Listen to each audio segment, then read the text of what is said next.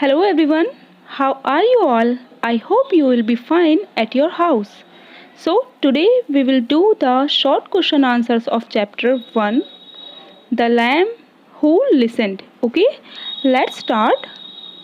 So, question number 1 is, why was the wolf not able to eat the lamb? Means जो भेड़िया था वो lamb को means मेमने को क्यों नहीं खा सकता था, मीन्स उस तक क्यों नहीं पहुंच सकता था. So the answer is the wolf was not able to eat the lamb because the window was too narrow. भेड़िया लैम्ब को नहीं खा सकता था, मेमने को नहीं खा सकता था, क्योंकि जो लैम्ब के घर के मीन्स मेमने के घर की विंडो थी वो बहुत ज़्यादा छोटी थी. Okay. Question number 2 is, why was the sheep not worried about her lamb anymore? Means जो मेमने की मदर थी मीन्स शिप थी वो अब अपने मेमने के लिए चिंतित क्यों नहीं थी. अब the answer is the sheep not worried about her lamb anymore because the little lamb had proved that he could look after himself. Means भेड़ जो थी वो अपने मेमने के लिए मीन्स लैम्ब के लिए अब चिंतित नहीं थी, क्योंकि द लिटिल लैम्ब मीन्स छोटे मेमने ने ये प्रूव कर दिया था कि वो अपनी देखभाल खुद कर सकता है. Next question number 3 is, how did the little lamb benefit by obeying his mother?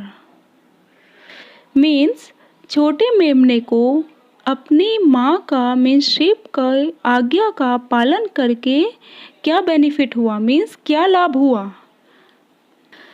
So the answer is by obeyed his mother the little lamb keeped himself safe from the dangerous Wolff.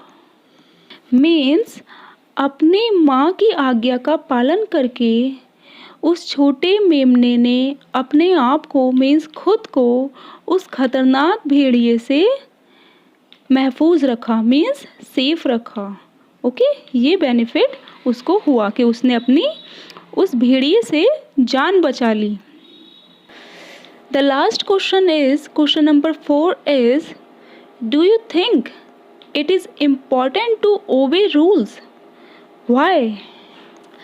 क्या तुम सोचते हो कि नियमों का पालन करना चाहिए? क्यों?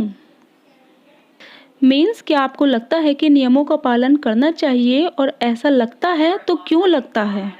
सो the answer is yes, it is very important to obey rules because it is a basic need of each and every work to done properly.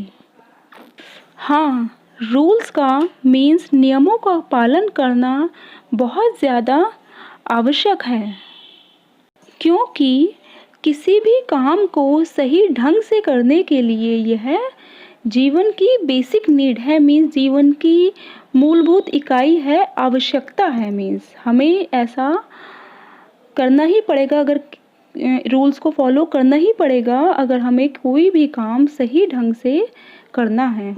Okay, so the chapter is over and if you don't completed your work please complete it.